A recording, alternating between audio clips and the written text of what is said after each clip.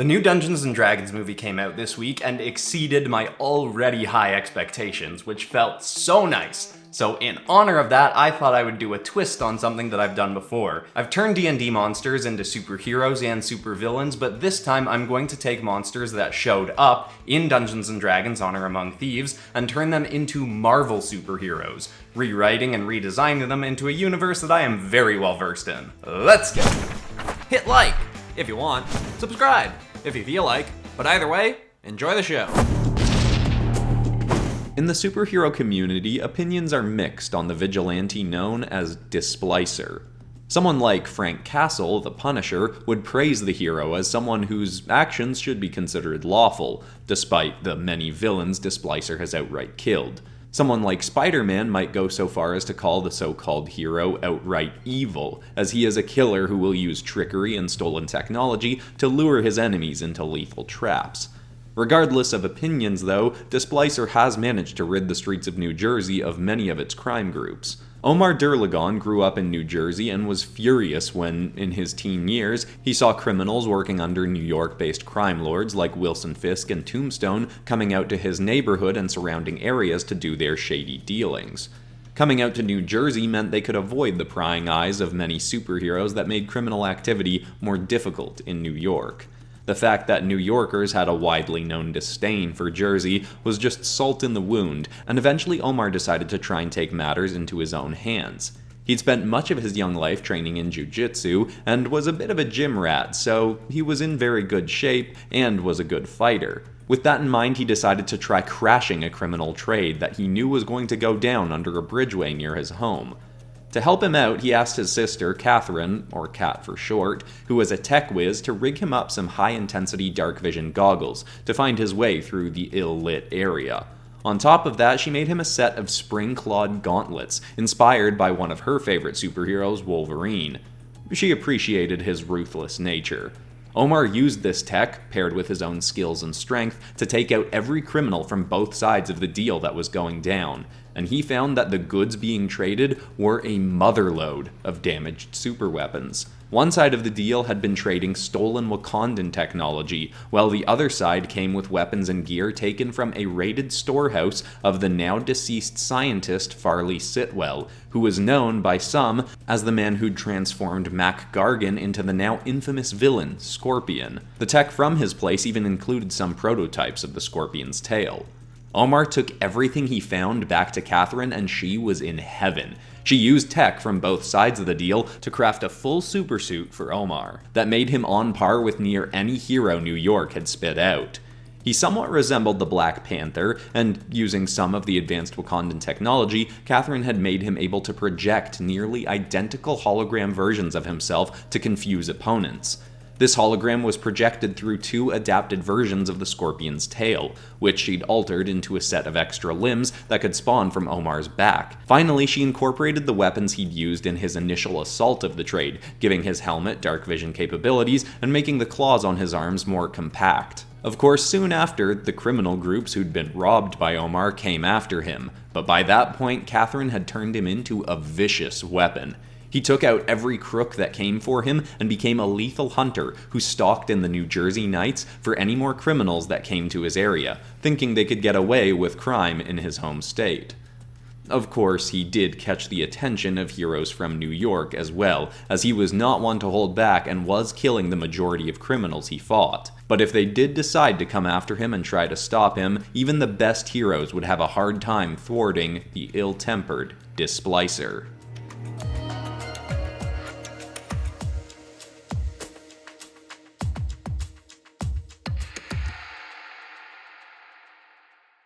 Cuba Athcoid had been a loner long before her mutant abilities took shape. She preferred to hide away in her basement doing puzzles and reading on her own instead of going outside and spending time with other kids her age. Her parents had always been worried about her antisocial personality, and that was only exacerbated when she turned 14 and she went through her transformation. One day, Cuba was awoken with a shock as her back slammed to the ground floor of her home. She looked up to see that she had melted straight through her bed and floor. Her body had changed into a gelatinous form, and as she lay in confusion and horror on the ground, she saw that she was still slowly burning through the wooden floor beneath her.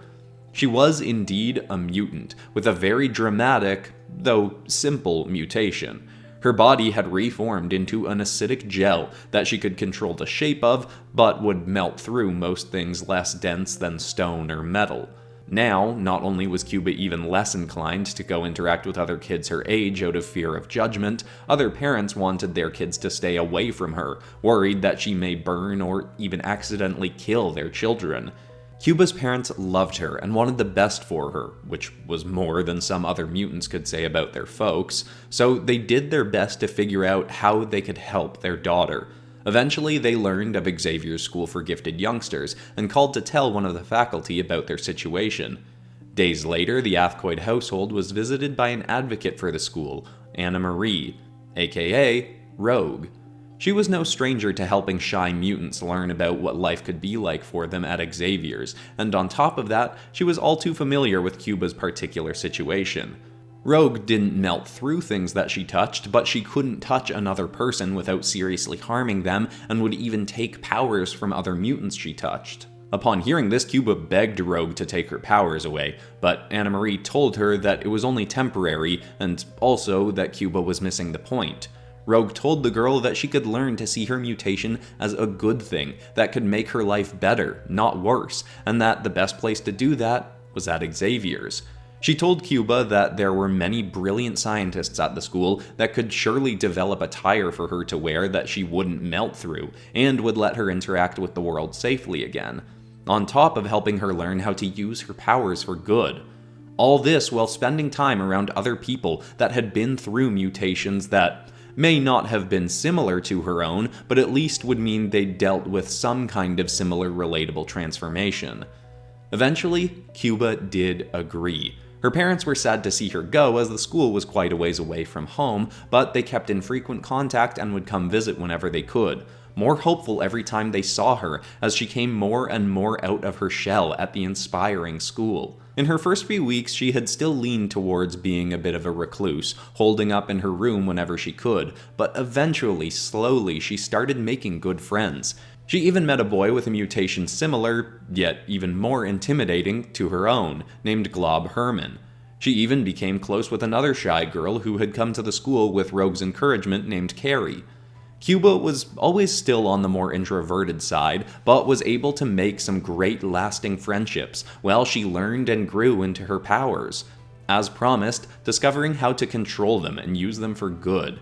By the time she was graduating, she'd even become a reserve member of the school's superhero team, the X-Men, and would proudly do as Rogue had done for her, visiting budding mutants to help show them that there was a place they could come to be accepted and helped.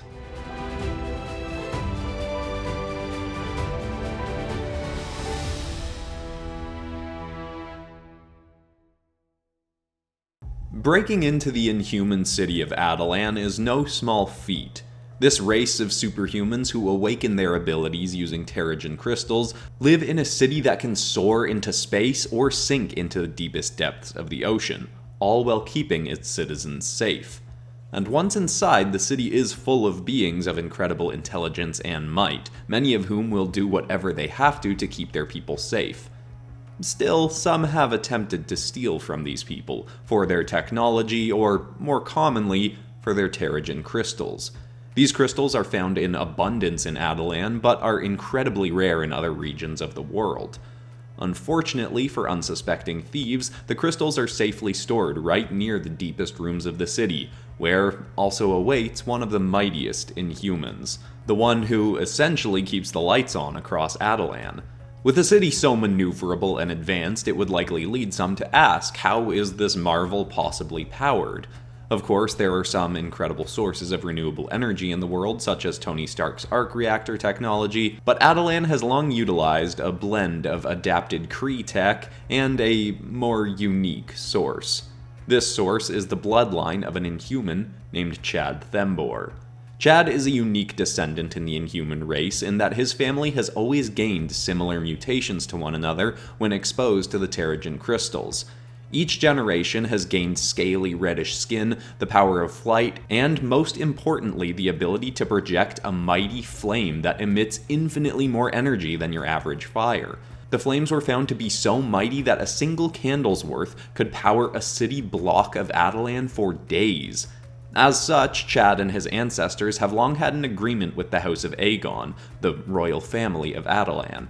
They have agreed that in exchange for all the riches and food they wish for, they will spend the majority of their days in the bowels of Atilan, using their unique flames to power the city. Of course, Chad wound up taking more advantage of the infinite food supply more so than his prior ancestors. While he was granted freedom to spend some hours of the day moving about as he wished, Chad often elected to stay in the lower rooms, eating and relaxing. Eventually, even an elevated superhuman metabolism couldn't override his sedentary lifestyle, and he eventually gained a substantial amount of weight. Still, it didn't make his power any less mighty, so when thieves did manage to sneak their way into the depths of Atilan, thinking they could rob the Terrigen vaults, they soon found they were sorely mistaken, and faced with the lumbering might of Chad Themberchaud.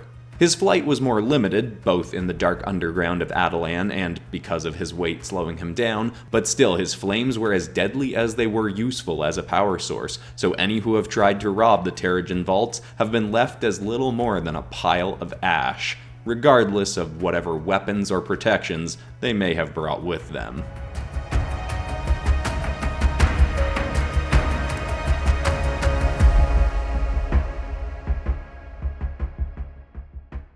Miles Warren, aka the Jackal, had been a thorn in the side of Spider-Man and New York as a whole for years due to his cloning experiments and genetically altered monstrosities.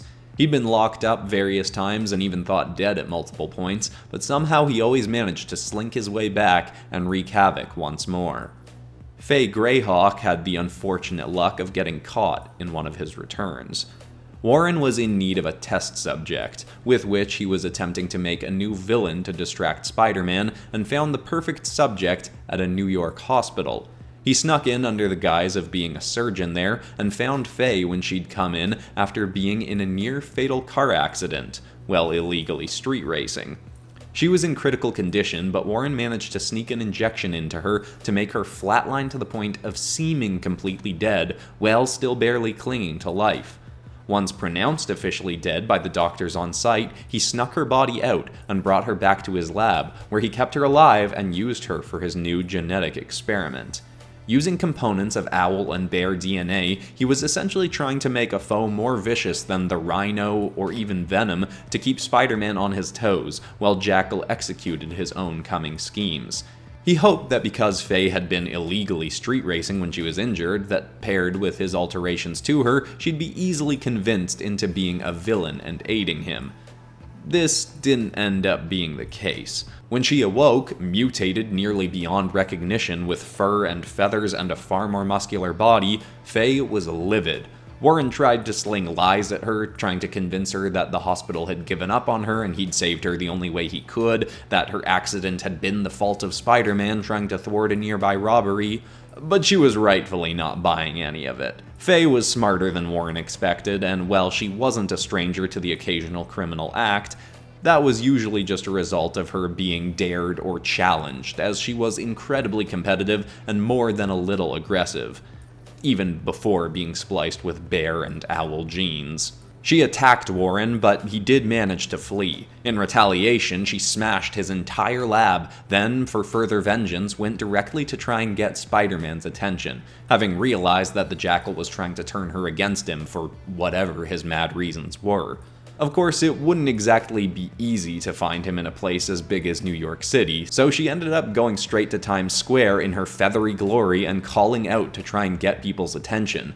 Her mutated appearance and boisterous shouting quickly drew a lot of people's eyes, and news stations televised the incident. So, not 15 minutes after she started, Spider-Man showed up on the scene.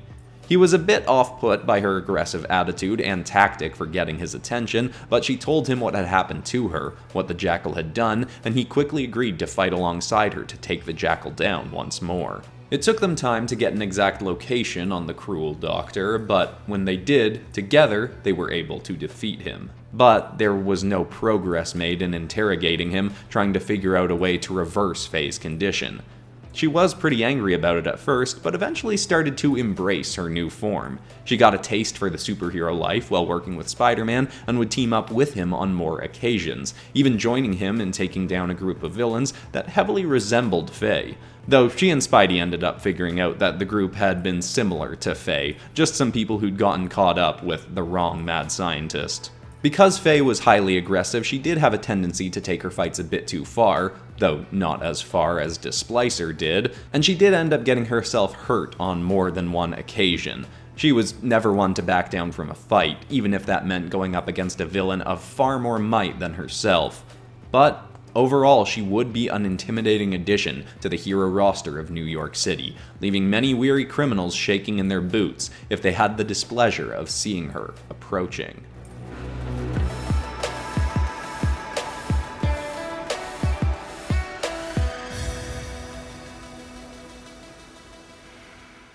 I know I've said it a bunch of times before, but writing stuff into the Marvel and DC universes are probably my favorite kinds of things to make on this channel. Speaking of which, if you enjoyed this, you might like my famous anime characters in the Marvel Universe episode, or my Marvel superheroes as DC villains episode. Both of those I think the algorithm buried before their time. I think they're some of my best work. By the way, there will be a bonus episode on Wednesday this week. It'll be a video episode of the Design Notes Popcast, where I'll be giving art advice through the lens of looking back at my old My Hero Academia Maximum Venom episodes. The Design Notes Popcast is usually a Patreon exclusive thing, and there will actually also be another Patreon exclusive episode coming out that day, but Wednesday there will be just a bonus episode for everybody as well.